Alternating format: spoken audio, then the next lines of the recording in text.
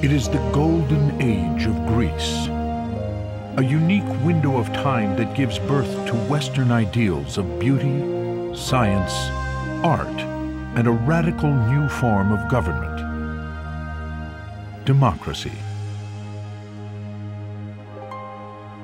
To immortalize those ideals, the Greeks build what will become the very symbol of Western civilization: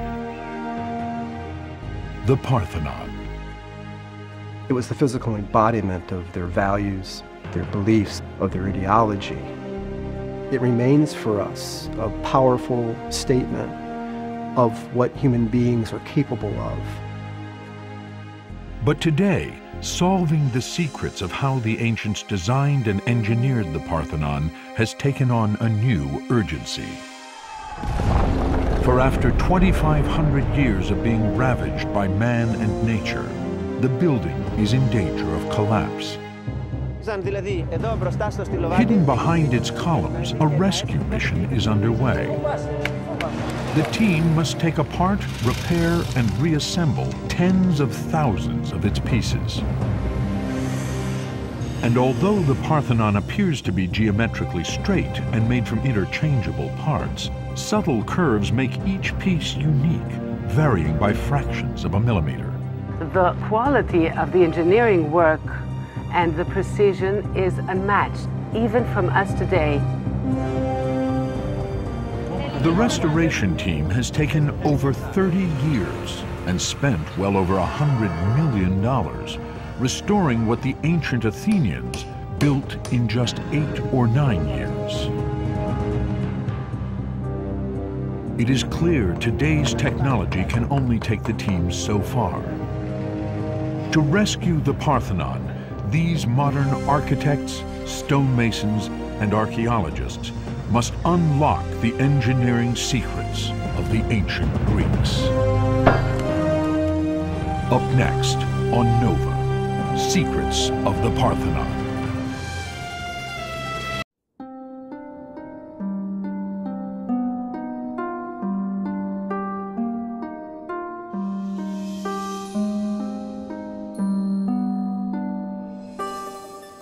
Peering over the rooftops of modern Athens, from its throne atop the ancient Acropolis, the sacred city in the sky, the Parthenon rules in shimmering splendor.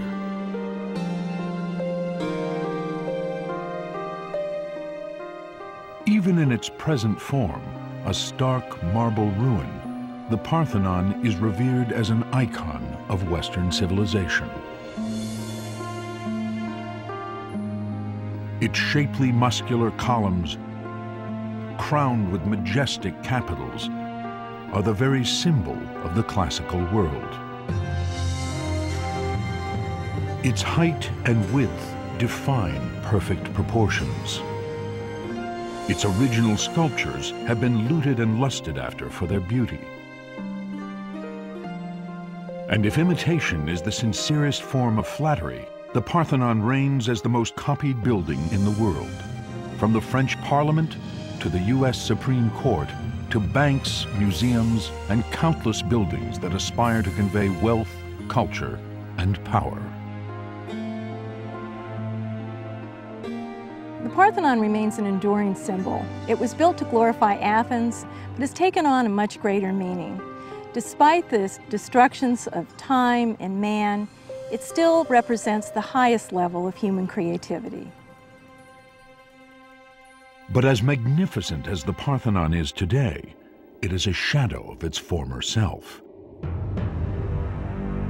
2,500 years ago, the Parthenon was built as the crowning achievement of classical Greece. It towered on the Acropolis, at the center of a complex of temples and altars, vividly painted and adorned with statues of mortal and immortal greats. The most prominent sculpture stood inside, a 40-foot-high gold and ivory statue of Athena Parthenos, the patron goddess of Athens.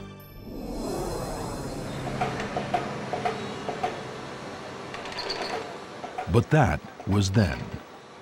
Where Athena once stood, today stands a crane. Not a trace of her statue remains. Now her holy precinct is a construction site. For much of her temple lies in tens of thousands of pieces, some scattered around the Acropolis, some around the world, and some lost forever. What does remain standing is in danger of collapse. Now, a rescue mission, the Acropolis Restoration Project, is trying to save it. The team, guided by the meticulous investigations of Manolis Korres, has set the bar high, salvaging whatever ancient marble blocks remain in order to create the most faithful restoration. The cost to date is easily over $100 million. We keep as much as possible of the original material, and we do not damage the asset material. The theory is that we preserve all the original pieces, and we add only a few marble in order to fit them to the general construction. This capital, once atop a column, typifies the struggle they face. It is in 6 pieces, with many fragments still missing. First, master marble masons need to puzzle together what pieces they can find. Then meticulously recreate what is missing. The block itself weighs 10 tons. It will need to be hoisted to the top of a column consisting of 11 drums, of which many are also fragmented. Together, the drums and capital may have to support up to 100 tons of surviving marble beams and sculpture. But before they can hoist the capital into place, the team must solve a more perplexing problem. On which of the Parthenon's 46 columns does the capital belong? For although the Parthenon may appear to be one giant building kit with interchangeable parts, it's not. The building, celebrated as a symbol of beauty and perfect proportions, hides an ancient secret. Kathy Paraski and Lena Lambrinu, architects on the restoration team, investigate.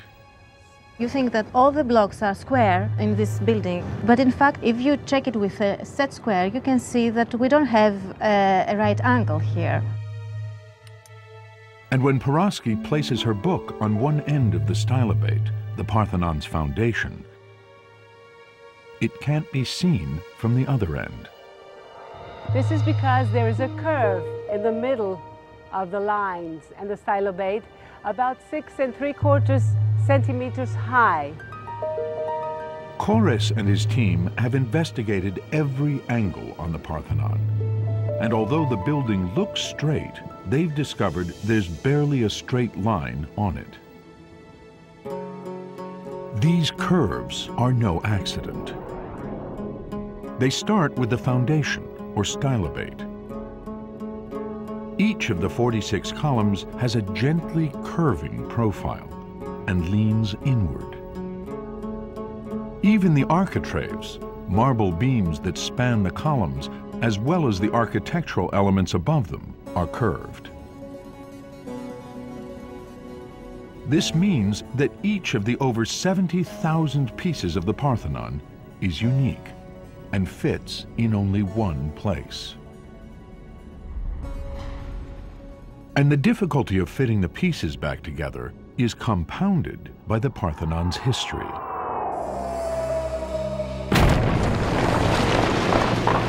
Since it was built in the 5th century BCE, it has been shot at, exploded, set on fire, rocked by earthquakes, converted to a church, then a mosque, and in the 19th century, looted for its magnificent sculptures.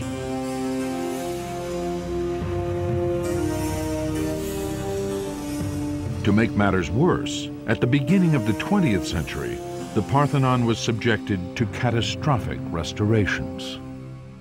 More recent damage was done in the 1900s by the restoration team putting in these iron clamps they rusted and expanded, cracking and destroying the marble. In addition, the early restorers put column drums and whole blocks back in the wrong place. Before the restoration team could even start, they had to correct these mistakes by taking apart, block by block, much of the Parthenon.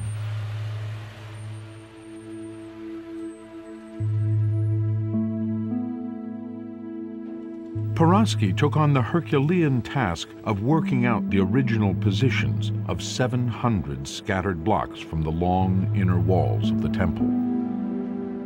Although the blocks seem the same, each block is different. Each one has its own individual, unperceivable information, the cuttings, the heights, and we're talking about differences of 1/10 of a millimeter here. That's about the thickness of a hair. The team turned to modern technology to assist them. Each stone, like everywhere on the Acropolis, was ID'd and entered into the computer system. As soon as a fragment of marble is found, it takes a number and it is entered in the database. So far we have 5,500 architectural members of the Parthenon. All with detailed descriptions of height, width, slope, corrosion, cracking, stain marks, even graffiti. By mapping these variables, Paraski and the team hoped to reconstruct the two inner walls. We found about 52 criteria we could give maximum to one block of the wall. If you measure all the constructive elements, you have about 52 criteria. So we thought, let's try to put it on a computer program to press the button and to see if we have a result. But the puzzle proved too complex. Mathematically it was working, but we didn't have any result. In the end, to put her wall back together, Paraski had to draw each stone onto a card and with the help of detailed measurements, shuffle them around. So the final decision was made by eye. It took 5 years to identify the position of around 500 of the pieces. It's been over 30 years since the restoration began. The Parthenon is a 20,000-ton, 70,000-piece, three-dimensional jigsaw puzzle. And worse, it's a puzzle that doesn't include instructions. No one has found anything resembling architectural plans. Where are they written, these things? Where are they writing? Today we have so many papers, we have computers, we have everything. How they are doing and how they communicate, and we're going so quickly in 8 years. I cannot understand, I cannot imagine. How did the ancient Athenians build the Parthenon with such precision in less than 9 years? And why with these subtle curves and few right angles? How can the modern restorers faithfully repair and reassemble these pieces before air pollution and even earthquakes inflict further damage? To save this masterpiece of Western civilization for the future, Kouros and his team of architects, engineers, and marble masons will have to unlock the secrets of the past.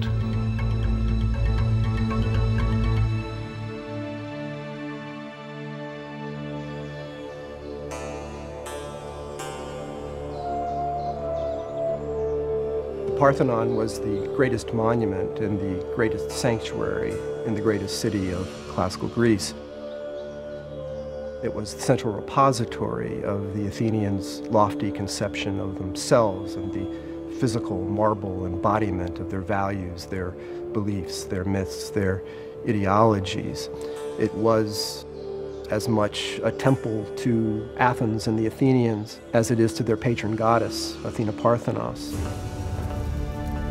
But just 30 years before it was built, Athens lay in ruins.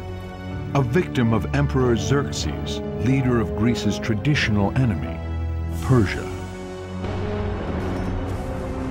the Athenians rally the rest of the Greek city-states and, with a series of heroic military victories, drive out the Persian invaders.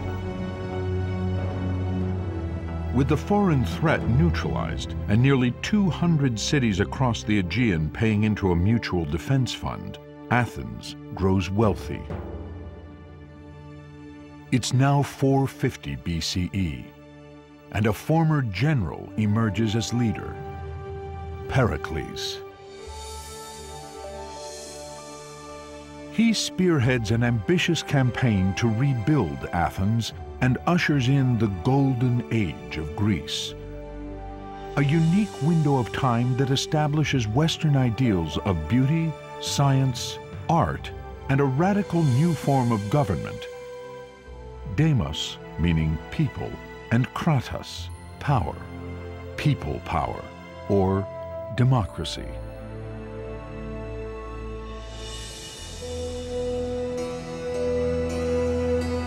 This is the area of Athens just beyond the Acropolis where male citizens came to vote. We think that during the 5th century, the assembly would have comprised about 30,000, perhaps up to 40,000 male citizens. Mid-5th century Athens was a golden age because of the constellation of powerful intellects who gathered there. Socrates studies philosophy here. Hippocrates, considered the founder of modern medicine, according to later traditions, visited Athens. Herodotus, father of history, and Thucydides write detailed accounts of this time. Theater especially flourished. And this was a time of Sophocles and Euripides performing their wonderful plays to the public in these theaters, including this particular one, the Theater of Dionysus, on the south slope of the Acropolis. But while all of Athens flourishes, the Acropolis still lay in ruins from the Persian invasion. Then, in 449 BCE, Pericles proposes to rebuild the temples destroyed by the Persians.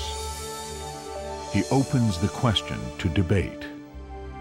Every monument, every element of the Periclean building program had to be voted upon so that these monuments would in fact be monuments of the democracy and not of one man, such as Pericles himself.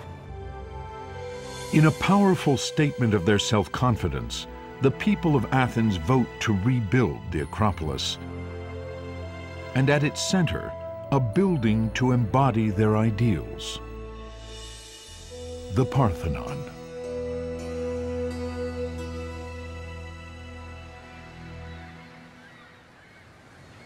The Parthenon would be the largest building in the world constructed entirely of marble. And in tracing the path of that marble lies the first clue as to how it was built. Before the Parthenon, marble had been imported from quarries on islands in the Aegean Sea. On one of those islands, Naxos, archaeologists discover a small temple. On the beautiful island of Naxos, we see this temple, which is one of the early archaic Greek temples made of stone.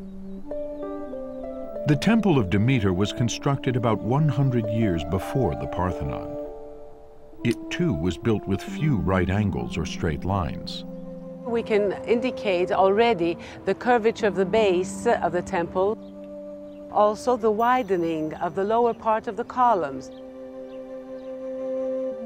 Why are these builders deliberately constructing their temples with curves and few right angles?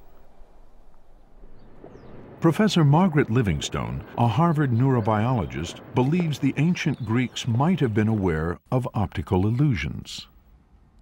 The function of the visual system is not to transmit an image to the brain. There's nobody up there to look at an image.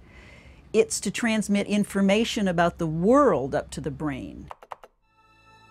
Our brain translates visual information, like converging lines, to help us assess distance and relative size. But sometimes something's lost in translation. Here, the converging lines are telling us that the line on the right is taller than the line on the left. The result, an optical illusion. This is another classical illusion. If you have two straight lines, if you add converging lines, these two lines seem to bow in the middle. So if the floor of the Parthenon has converging cues as to depth and perspective, you could have an illusory sag in the floor of the Parthenon. Perhaps to compensate for the illusory sag, the builders left extra marble in the middle. The ancient Greeks realized that to construct a building that appears perfect, they would have to come up with a design that tricks the eye. What they invent is a system of optical refinements. Their concern was the visual perfection of the building. This small stone temple on Naxos provides evidence of the Greeks' keen observation over hundreds of years. Here we can see the first optical refinements already experimented by the people building the temple.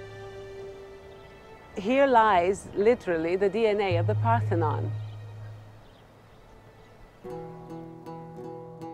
But even with the wealth of Periclean Athens, it was too expensive to bring so much marble from the islands to the mainland. Fortunately, the Athenians discover a rich source of marble 11 miles from the Acropolis. The Pentelicon quarry became one of the largest and deepest marble quarries in the world and is the source for the restoration today.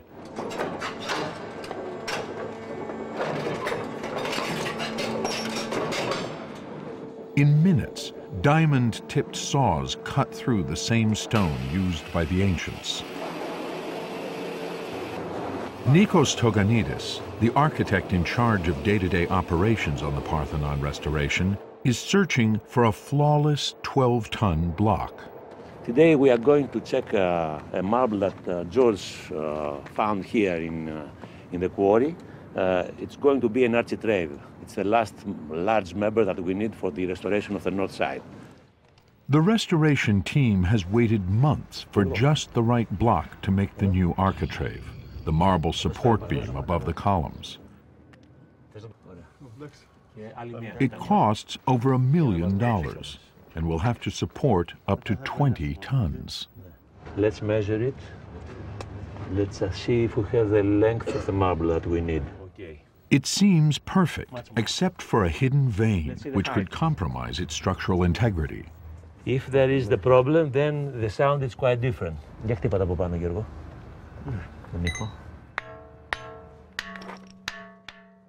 Now it sounds as a bell. So we are going to buy. Giorgo, bravo.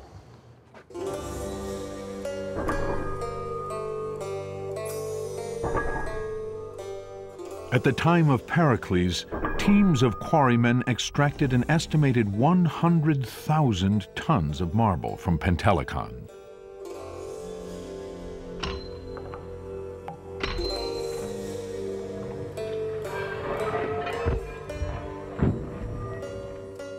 The cost of extracting and transporting it, inscribed in part on this stone placard from 434 BCE, was over 400 silver talents, the equivalent of more than 400 of their fully equipped warships. Expenses for the construction of the Parthenon were recorded on stone annually. The stone was actually set up on the Acropolis. This is because Athens had a democratic system of government, so they required that the expenditure of public monies be made public. The rest of the construction budget was spent on carving that marble. In that sense, the workplace today, as in ancient times, is less a construction site and more a sculptor's studio. We have, in some cases, to form a new drum from 100 different pieces. That is a very, very difficult work. Here, the restorers recovered a part of an original capital, but were missing the pieces to fit around it. they had to carve them by hand from the newly quarried pentelic marble. They start by making a plaster cast of a missing piece. Then they use this ancient mason's device called a pantograph to record the three-dimensional shape of the cast and transfer it point by point to the new marble. It's a very traditional technique. Even the Romans were using the same device to copy the sculptures in antiquity. Once a new piece is completed, they can join it with an old. But will their new piece fit?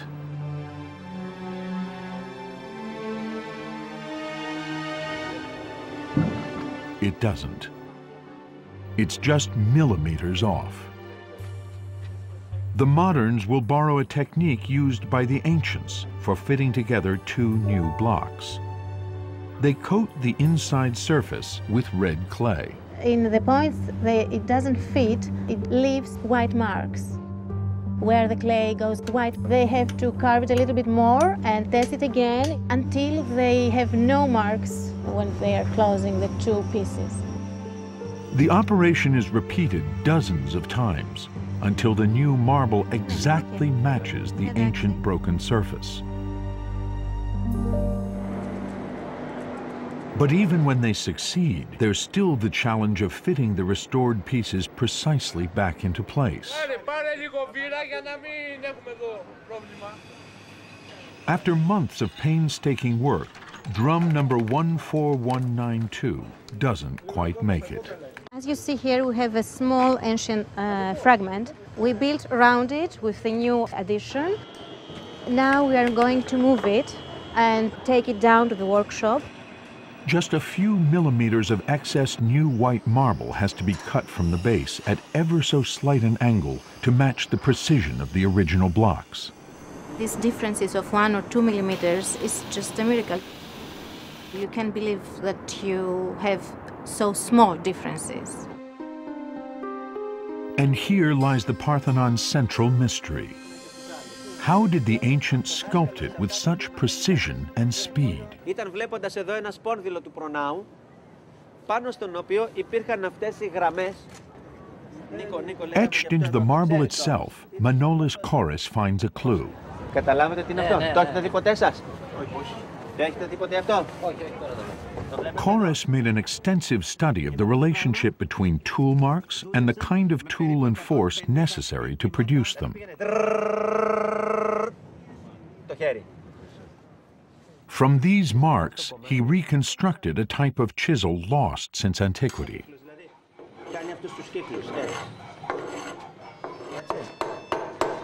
The marks led Chorus to identify a range of tools that reflect centuries of expertise in metallurgy, enabling the Greeks to produce sharper and more durable tools than we have today.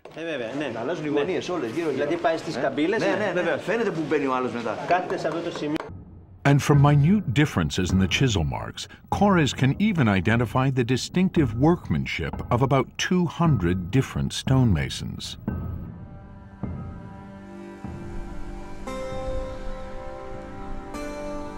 They were recruited from throughout the Greek islands and would have had many different systems of measurement. Without a common standard, coordinating this workforce would have been a logistical nightmare. How did they do it? One answer lies on the island of Salamis, not far from Athens. Here, discovered on a church wall, was a stone carving. Today, it is in the Piraeus Museum.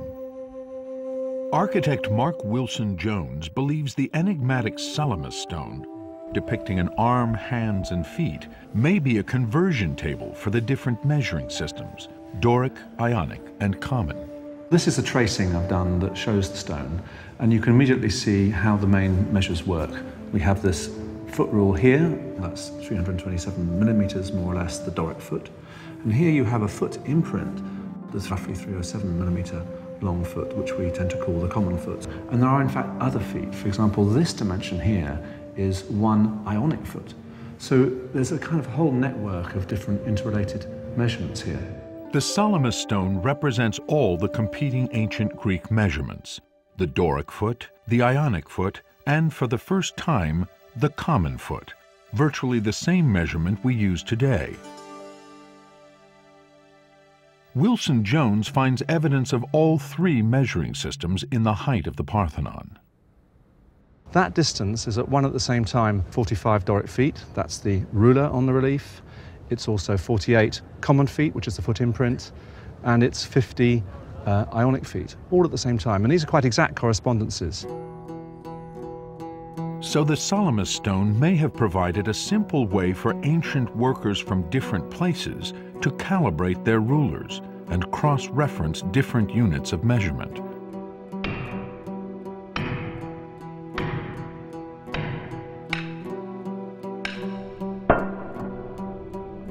But the Salamis stone may also be a clue to how the ancient Greeks were using the human body to create what we now regard as ideal proportions.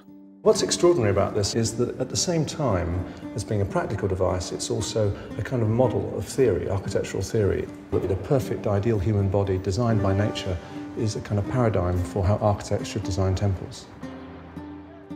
Among the first to record that Greek temples were based on the ideal human body was the Roman architect Marcus Vitruvius. He studied the proportions of temples like the Parthenon in the 1st century BCE, 400 years after it was built. Vitruvius' work gives us the overall frame which is necessary to understand the system of proportions of the Parthenon. According to Vitruvius, Greek architects believed in an objective basis of beauty that mirrors the proportions of an ideal human body. They observed, among many examples, that the span from fingertip to fingertip is a fixed ratio to total height, and height is a fixed ratio to the distance between the navel and the foot. 2,000 years after the Parthenon, another artist was also searching for an objective basis of beauty. This is a very famous image. It's drawn by Leonardo da Vinci in the Renaissance, and it's based on Vitruvius' description of the ideal human body, and it encapsulates this idea of its theoretical importance. And what's really interesting for us is that when we superimpose the Salamis relief on this drawing, we see that there's a remarkable correspondence. There are differences, but it's the same principle. You have the same interest in the anthropomorphic principle of giving a kind of sacred, fundamental justification for these measures. Da Vinci's ideal Renaissance man famously stands in a circle surrounded by a square. Da Vinci named this image Vitruvian Man, after the Roman architect. The ratio of the radius of the circle to a side of the square is 1 to 1.6. That ratio is sometimes attributed to the Greek mathematician Pythagoras, who lived 100 years before the building of the Parthenon. In the Victorian age, it became known as the golden ratio. It was a mathematical formula for beauty.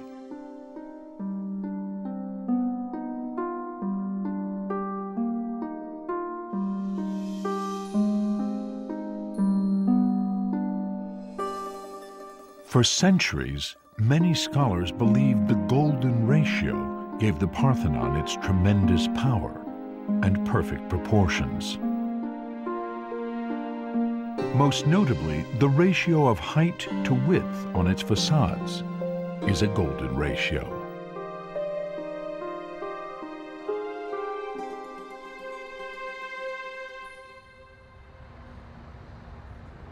Today, the golden ratio's use in the Parthenon has been largely discredited. But Manolis Korres and most scholars believe another ratio does in fact appear in much of the building. The width is, for instance, 30 meters and 80 centimeters. The length is 69 meters and 51 centimeters, the ratio being 4 to 9. The 4:9 ratio is also found between the width of the columns and the distance between their centers and the height of the facade to its width. The Parthenon, like its statue, exemplifies a certain symmetry, a certain harmony of part to part and of part to the whole. There's no question that the harmony of the building, which is clearly one of its most visible characteristics, is dependent upon a certain mathematical system of proportions.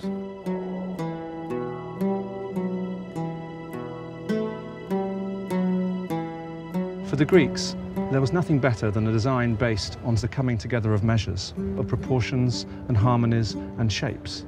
It's rather like an orchestrated piece of music in which the harmonies of the various instruments are sort of fused together in a wonderful, glorious, orchestrated symphony. With something like the Salamis stone's use of the human body as units of measure and the idealized human form to define perfect proportions, the Parthenon literally embodies the words of the Greek philosopher Protagoras, who lived in Athens during the construction of the Parthenon. Man is the measure of all things. But proportions and principles do not a perfect Parthenon make. Next station, Acropolis. Kathy Paraski has been commuting to work on the Acropolis for 10 years. Acropolis. In all her time on the Parthenon restoration team, she's still amazed at one particular achievement of the ancients: their precision. We have a joint on the step of the Parthenon, which has been so thin, it's like 1/20th of a millimeter, thinner than a hair. Further up, you cannot detect the joint at all. And finally, probably due to an earthquake, a crack starts from one block and continues to the other, and the two behave as one. This is the level of precision that the restorers need to match today. Their reconstructed column drum number 14192 was taken down because its base didn't fit. To achieve the required precision, they use metal smoothing plates, a technique based on ancient stone plates found on the Acropolis.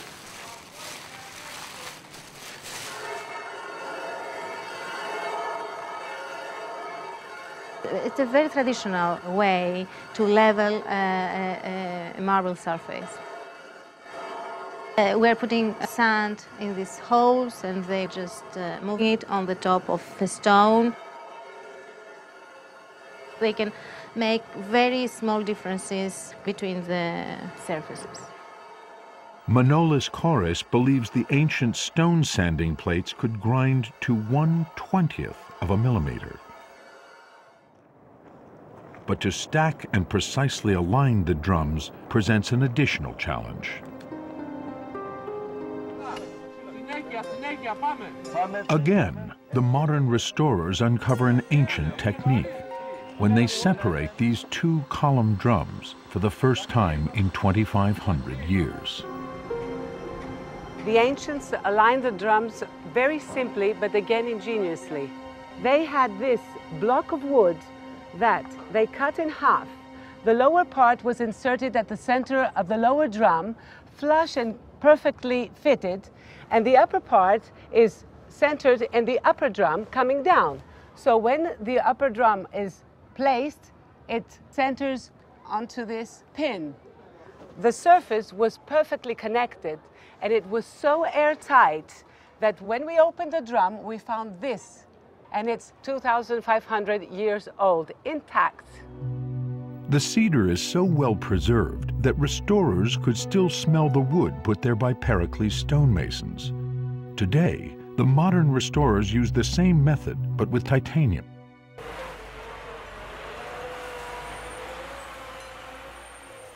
But even though the restoration team has solved many details of the ancients' engineering secrets, they are still at a loss to answer the larger question. How did the Athenians build the Parthenon with all its subtle curves without an architectural plan? There's a simple problem that to get a plan of this size at a reasonably small dimension that you can grapple with, something like this, which would be around 1 to 50 or so, that would be nowhere near precise enough to deal with all the subtle curvature and the minute adjustments that are also essential for this kind of project. One of the subtlest of these curves can be found on the Parthenon's columns. If we pull a string, we can see that from the middle of the column and up, we can see a curve, a very slight curve. The curve is gentle, starting a little less than halfway up and tapering again near the top. It's an optical refinement called entasis. Entasis means tension. It gives life to the column visually. It resembles an athlete trying to lift the weight, even the deep breath of the swelling of its chest. It is no longer dead stone. It has life in it. It has pulse. These deviations from the straight, from the perfectly vertical, from the perfectly horizontal, are analogous to the curvatures and the swellings and the irregularities of the human body. And in that sense, the Parthenon strikes me as being a sculptural as well as an architectural achievement. The entasis curve on the side of the column is so subtle and so slight, restorers can only draw it by computer. For the ancients to have drawn it at full scale, they would have had to set their compass at an impossible radius of nearly a mile. How they constructed the curved columns was one of the last great riddles left by the ancient Greek temple builders. The answer literally came to light at Didyma, 200 miles from Athens in what is today Turkey. Here, a team of German archaeologists was exploring the ruin of the Temple of Apollo.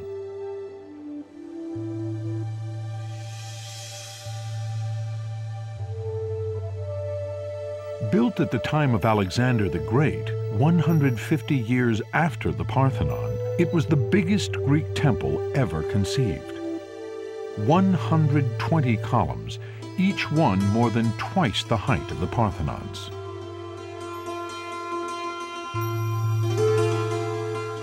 The German team noted an optical refinement, a curvature on the base of the temple, similar to that of the Parthenon. They suspected there might be more. Traversing the tunnel to the temple's sacred inner sanctum, open to the air, Lothar Hasselberger waited for his eyes to adjust. Coming out of the darkness of the tunnel into that wide marble hall is a blinding experience. What then, to my surprise, came up were regularly incised horizontal lines, and I found them interesting enough to at least keep them in mind in order to return at a time when everything was under better light conditions. So I was left wondering. At the mercy of the sun, Hasselberger would have to wait for just the right time of day for the light to reveal more of the mysterious lines. There is a golden time each day when the sunlight comes just about parallel to the surface. It was worth the wait. Coming back, again under better light conditions, it was a kind of revelation because I realized this is a full-sized vertical section of a column, the very one at the front of the temple. At just the right place in the temple of the sun god Apollo, at just the right time of day, he discovered what might be the answer to the riddle. An almost invisible, scaled-down version of the subtle entasis curve of the columns. This template represents a squashed column. Because it is impossible to draw the curve of the column in full size, the Greeks scaled down the height of the column by a factor of 16. Now, they had a curve that could be drawn with a large compass-like instrument. But the genius behind the template is that the width was not scaled down. So each horizontal line is still the radius of a full-scale column. Now, all a stonemason need do is set his compass to any line of the template to get the diameter of any corresponding point on the column. This simple scale drawing was a key reference for the stonemasons at Didyma as they carved one column drum after another. Greek stonemasons were so experienced in creating optical refinements like entasis that they may have been given relatively little guidance. The inscribed template survived at Didyma because the temple was destroyed by an earthquake and remained unfinished. But at the Parthenon, such lines probably disappeared when the walls were polished at the time of completion. Parthenon was finished. The marble surface is smoothed and polished, and with it went what we assume were the construction lines of that temple. The modern restorers believe the ancient builders must have had some similar kind of template to produce the subtle curvature on not only the columns, but most of the Parthenon's marble blocks. The key problems are these amazing refinements, the curvature, the inclination, and so on. But once you've got them established, once you know with these blueprints exactly where you're going, then you can proceed down the length of the building and across the front by repetition. So once they get going, they can get going at considerable speed.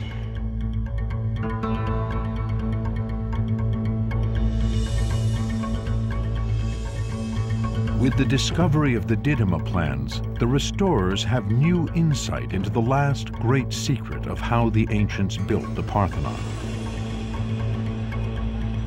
But now they face the ultimate test as they place the drum they've so painstakingly reconstructed back on its column.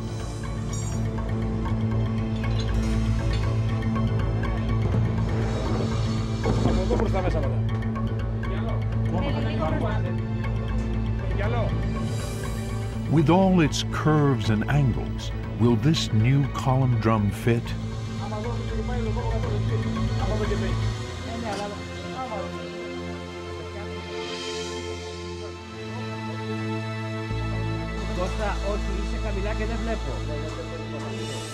It does. Yes, you're very happy. The restorers now need only apply a finish sanding to the most distinctive feature of the columns, the fluting. The crowning achievement will come with the placement of this 12-ton capital on top of the column shaft. For Kores and the modern restorers, this finished marble is more than just another piece of the jigsaw puzzle.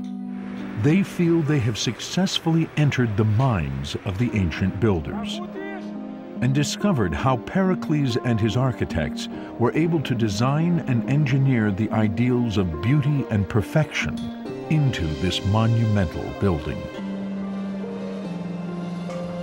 Using the same marble and similar techniques and tools, the Acropolis restoration team has reconstructed a part of the Parthenon perhaps as perfectly as the original builders.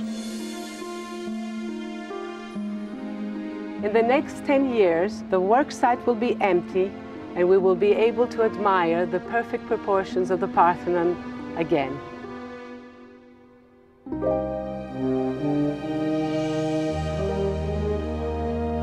The Parthenon was completed in 432 BCE.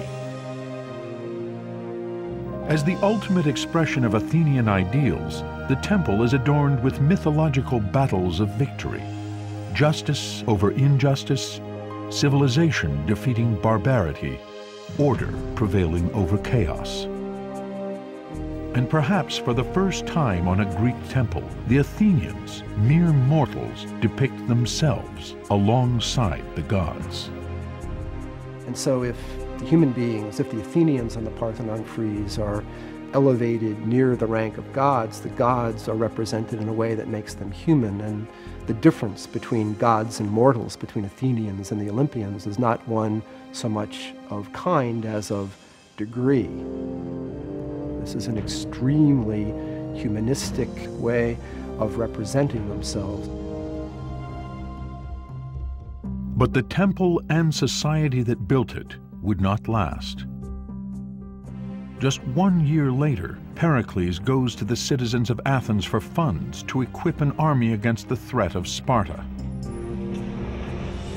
To pay for it, he suggests they could, if necessary, strip the gold from the great statue of Athena. Soon after, Pericles and a third of the city die from the plague. Athens is crushed by the Spartans, who turn the Parthenon into an army barracks. For the next 2 millennia, the Parthenon would be abused by Romans, barbarians, Christians, Muslims, Turks, with the final insult coming in the 18th and 19th centuries, when Europeans rediscover classical Greece and, out of reverence, plunder much of its remaining sculptures. The most famous of which, the Elgin marbles, are in the British Museum to this day.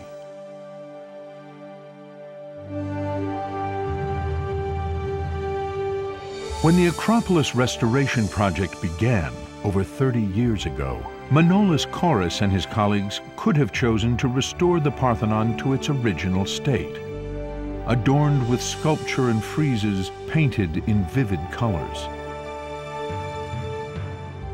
Instead, they chose to preserve what has survived these 2,500 years. A majestic ruin, a witness to what we needlessly destroy, and the beauty and perfection that we can create.